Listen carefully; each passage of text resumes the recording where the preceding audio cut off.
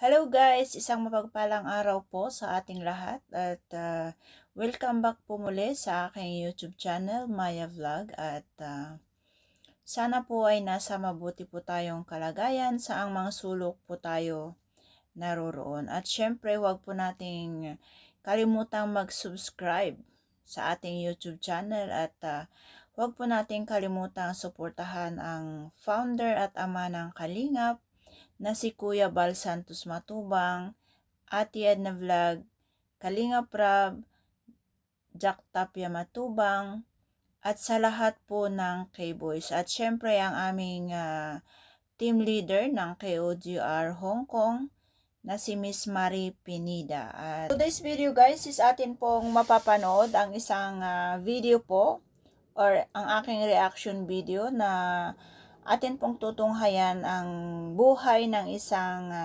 dalagita po na nakatira po ito or sila po ay naninirahan sa Iriga City. So, Iriga City, I think this is isang part ng Camsor, Camarines Sur. At ang lingwahe po nila doon sa Iriga City is, ano ba yung tawag doon? Rinconada. Ayun, Rinconada po yung dialect. Yung dialect po nila doon sa Iriga.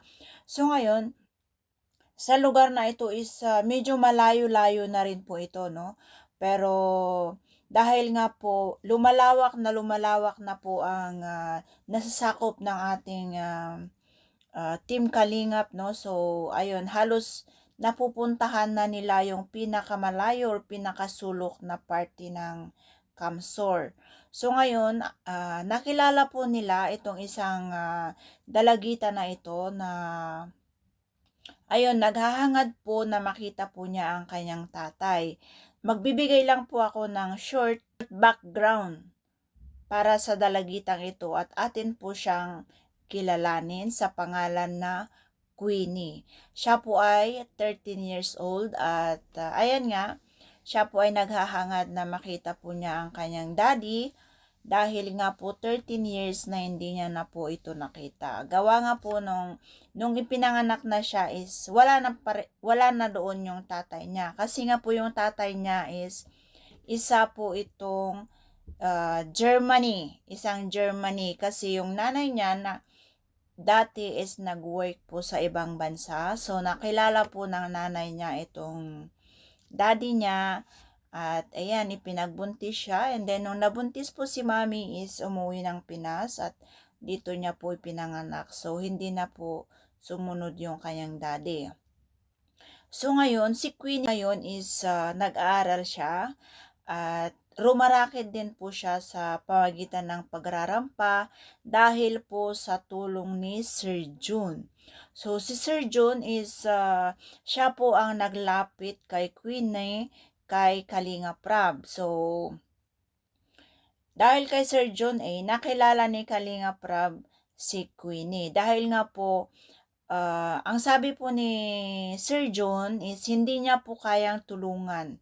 So, ang pinangako naman niya daw sa kay Queenie is tutulungan kitang ilapit kita kay Kalinga Prab kasi si Kalinga Prab is marami siyang alam or mas maraming nakakapanood sa kanila. So, baka matulungan ka niya at siguradong gaganda ang buhay mo kay Kalinga Prab. Sabi naman ni Sir John A. So, ayun, halos matagal na daw ito, matagal ng panahon na pinagmimisis ni Sir John A si Kalinga Prab. Pero, ayun nga, dahil sa sobrang busy din po yung, yung schedule ni Kalinga Prab is, ayun, ngayon lang nila napuntahan. So, ngayon, para mas po tayo is atin pong panoorin ang unang part na maririnig po natin ang kwento ni Queenie tungkol po sa kanyang tatay at maririnig po natin kung ano naman po yung kanyang hiling para sa kanyang daddy, no? So, ayan, atin pong panoorin ang video, guys. Pwede bang maikwento mo sa amin Sige yung po. Dati po kasi, si mama po nagtatrabaho po sa ibang bansa. Tapos nung nagka-anohan po sila, si papa po tas si mama. Nagkaroon ng relasyon. Opo, nagkaroon po ng relasyon. Umuwi po si Mama mama mo. po dito dahil buntis na po sa akin. Kaya dito na po ako pinanganak. Saang bansa yun?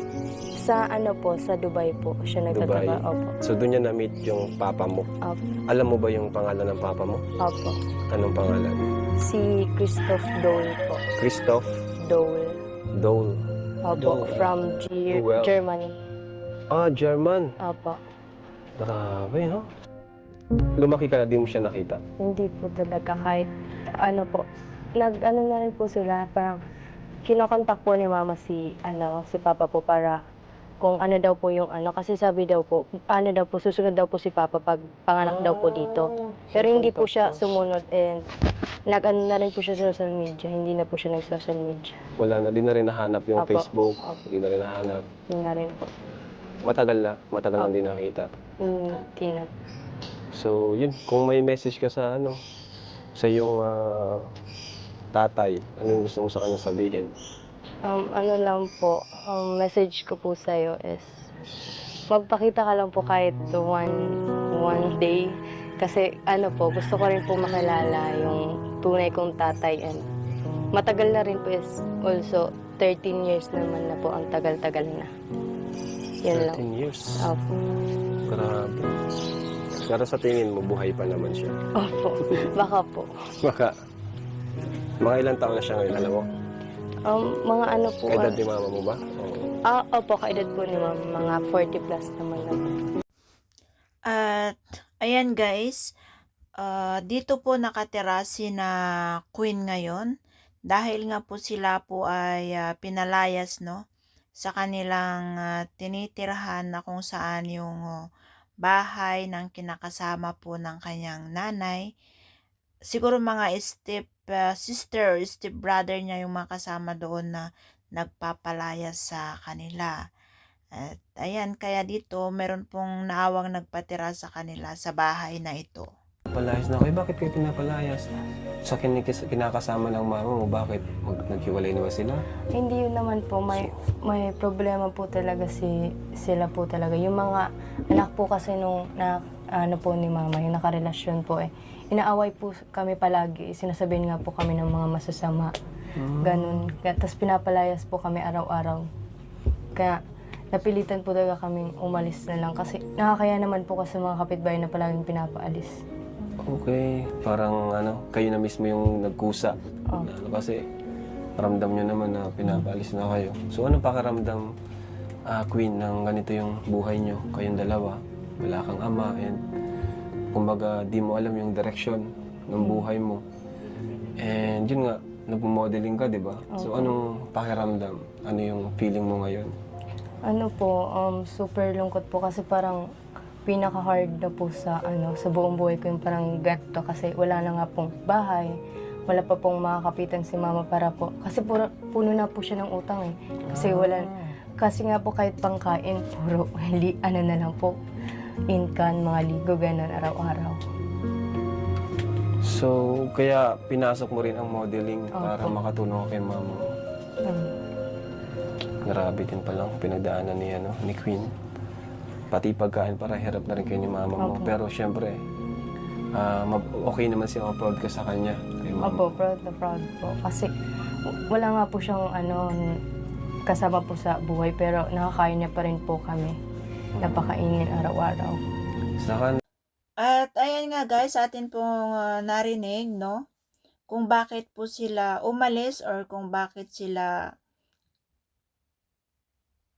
pinapalayas doon sa bahay ng kanyang kinakasama ng kanyang nanay no. Sobrang ayun nga, sabi nga ni Queenie is iyon yung pinaka-hard time para sa kanya dahil sobrang nangungulila siya sa tatay tapos ganun pa yung sitwasyon ng kanyang nanay no. Kaya ayan, pasalamat po tayo at may isang naawang mabuting tao at pinatira po sila doon sa kanilang bahay kahit maliit yung bahay nila. So, alamin po natin kung bakit nga ba pinasok ni Queen ang pagmumudiling, no? At pakinggan po natin ang sasabihin ni Queenie kung bakit nga niya ba ito pinasok. Ginagawa mo Queen, yung pag-modeling. Parang Pinasok mo yung pag-modeling. para makatulong rin po kay mama rin po at the same time. And sa rin po, gusto ko rin nga po talaga rin, yung sariling bahay po kasi baka po ngayon paalisin na rin po kami dito kasi matagal-tagal naman na tas ganun po. Pero po sa modeling, hindi po ako yung binabayaran. Ako po yung nagpapabayad kasi wala na nga po akong pabayad. Paano po na? Kaya sila po yung Ikaw nagbabayad yung sa akin. nagbabayad? Sila nagbabayad sa'yo? Opo. Parang extra mo. Opo, parang. Pero sapat ba yung kinikita mo doon? Minsan po hindi po talaga sapat kasi minsan nga po na lang po yung more on sa pagkain lang po yung sa amin tas Grabe. sa pag-aral. Grabe, no? Pero ang grabing effort sa ibang buhay mo pag-modeling, mapagod yan. Alam ko yan eh. Grabe ang grind dyan. Tapos, syempre, di naman talaga nababayaran. Minsan, talagang kulang. Lalo na kung nagsisimula ka pa lang. Di ba, Sir Jun?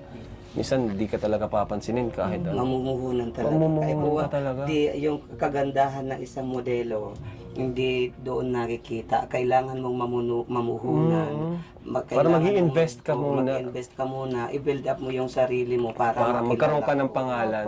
Ano ba yung pangarap mo someday? Talaga bang pangarap mo maging model o may iba ka pang pangarap? Yun rin po, pangarap ko rin po talaga maging model and maging artista rin po. Wow! Grabe. At ayan guys, no, narinig po natin ang dahilan kung bakit pumasok si Queen sa kanyang pagmo-modeling, dahil po sa kanyang pangarap at dahil gusto niya pong maiahon ang kanilang buhay sa sitwasyong kinalalagyan nila ngayon at sana po ito ay matupad niya sa tulong na naman po ni Kalingap Rab or ng Team Kalingap. Kaya guys, ayan po, pa-subscribe po tayo kay Kalingap Rab at don't skip ads po pag tayo ay nanonood. At dahil dito ay malaking tulong po ito para sa mga beneficiary ni Kalingap Rab. At ayan guys, atin pong panoorin ang next video kung ano naman po ang mga motivation or kung ano naman po ang nagpapalakas ng loob kay Queen, bakit niya ginagawa ang lahat. Ano yung motto mo sa buhay? Ano yung pinanghahawakan mo mga salita or pinaniniwalaan mong salita? Parang motto ko po sa buhay is parang maging instrument ko po si mama para maging successful po. Para maahon po kami sa ganitong buhay. Parang ganun po. Okay. Parang si mama mo ay parang palaging andyan, ganun. Opo. And kahit saan po ako pumunta, palagi po siyang sumasama. Kaya hindi ko rin po talaga siya na walang kwenta. Kasi palagi nga po. Parang siya yung lucky charm mo, Opo. your mother. Kahit po wala po si Papa, parang siya na rin po yung Oo nga eh. Opo. So, grabe ang sakripisyo din ng mama mo. Siya yung papa mo. Ano yung gusto mong sabihin sa kanya ngayon? Na yun, pagkakataon mo para sabihin sa kanya. Kay mama mo. Kay mama. Oo. Kapanood niya ito. Kaya thank you so much po sa lahat po ng sacrifice and sana po soon mabayaran ko rin po Alam ko naman po talagang hindi po talaga totally mababayaran pero sana po kahit po kaunti maano rin po yung nyo kasi gaya nga po nung ginagawa po ng anak ko nung kasama mo ang sasama po naman sinasabi na mamatay ka na ganun. Sure? Opo. Kaya palagi po kami sinasabihan nga po kami na sa truck daw po, baka maanan daw po kami ng truck yung parang masagasaan daw po. Kasi hit na hit po kami kasi mahampas lupa daw po kami. Kasi wala nga pong bahay. Parang inapi pa lang talaga kayo doon. Opo. Yun yung mga sinabi sa inyo. So, ang naramdaman mo, sinasabihan kayo ng ganun. Pati si mama mo. Siyempre po nalungkot, lalo na po kay mama kasi. Ganun. Kung ikaw ba naman po sabihin po yung pamilya mo ng ganun. Mama mo. Opo. Siyempre po masakit rin sa amin. Kaya kusa na lang kayong kusa ka na lang umalis, kusa na kang umalis. Anong trabaho ngayon ni mama mo? Wala po siyang trabaho. Wala. Wala po. Saan kayo kumukuha ng gastusin sa araw-araw, allowance mo? Puro lang po talaga utang. Pag may racket, Opo, pag may racket, doon lang po pera. lang Pag pambayad. wala. Wala po. Kaya habi okay. And guys, atin pong narinig kung ano ba talaga ang motto ni Queen sa kanyang buhay at kung ano ang nagpapalakas ng loob sa kanya, kung bakit po sobrang napakatatag siya sa kalagayan nila at ayun nga sobra nga pong inapi po sila sa kanyang stepfather at kung ano-ano po yung pang pangmamaliit na ginagawa sa kanila, no? At nakita naman po natin kay Queen is pigil po ang kanyang luha habang kwento po ang kanyang karanasan. At siya po ay talagang sobrang napakatatag, ano? At ayan, panoorin po natin ang next part ng ating video na kung saan karagdagan po kung bakit talagang nagpapakatatag po si Queenie para sa kanila ng kanyang nanay. Harap yung buhay, ano yung nagiging motivation mo and inspirasyon mo tuwing umaga, tuwing babangon ka?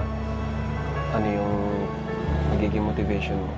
Yung nagiging motivation ko po is yung family ko pa and lalo na po si mama kasi parang nag-ano po ako wake up in the morning na sinasabi ko na lang po na kaya ko to and pagsisikapan ko po para mahan ko mo sa ganitong buhay para hindi na po ganito ka-worse and wala na po sa amin makaapi. Parang ganun po. Talagang yung mother mo na yung partner mo, no? Partners in life na talagang andyan, ups and down, ano? Yung mama mo talaga. Iba pa rin talaga pag may mama. Sabi nga nila, okay lang kahit walang papa eh. Basta may mama. Grabe. Pero mas okay na kung kompleto. At kaya sana, makatulong tong vlog natin para makita ni Queen yung kanyang matagal nang hinahanap na papa. May picture ka ba? Ha, meron po. Meron? Seryoso? Pwede natin pakita. Sige po. So ito po mga kalingap, tinanong ko siya kung okay lang napakita natin sa camera yung kanyang papa. So ito yung mama mo, no? Apo. Mama po niya yung kasama niya dito. Ito yung papa niya. Focus. Naka-focus bro. Ang pangalan niya ay Christoph Jewel. Kumukha ko.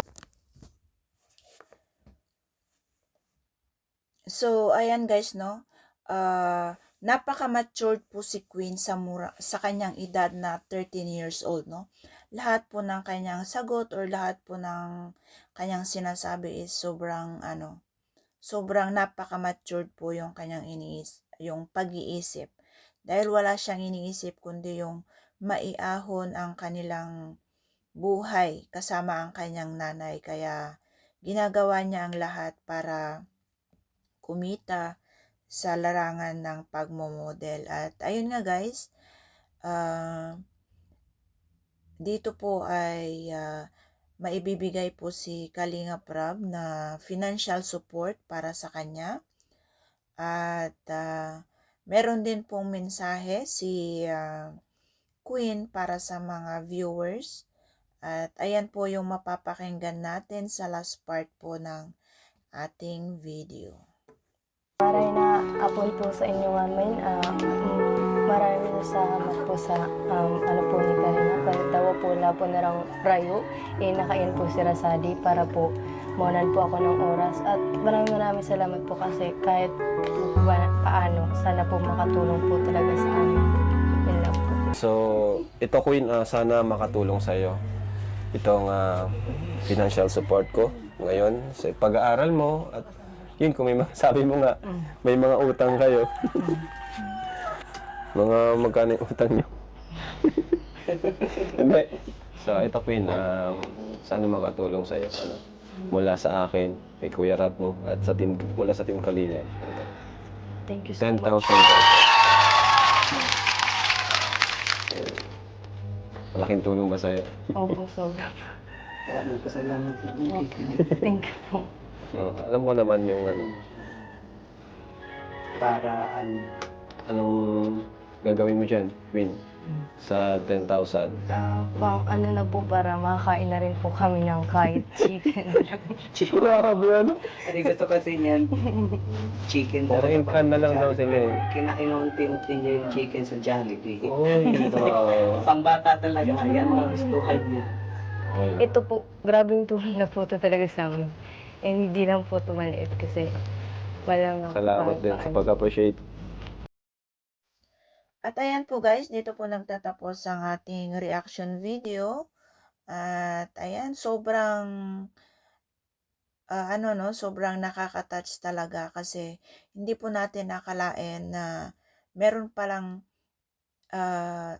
nangangailangan ng tulong sa isang malalayong lugar, no? Buti na nga lang at ang ating kalingap nga ay lumalawak na ang nasasakupan at nakikilala na po siya. At salamat din po kay Sir John A. kasi nailapit niya po ito kay Kalingap Prab at sigurado naman po kay Kalingap Prab is mababago na naman po ang buhay ni Queen sa tulong po natin or sa tulong po ninyo, lalong-lalo na sa di pag-i-skip ng ads, no?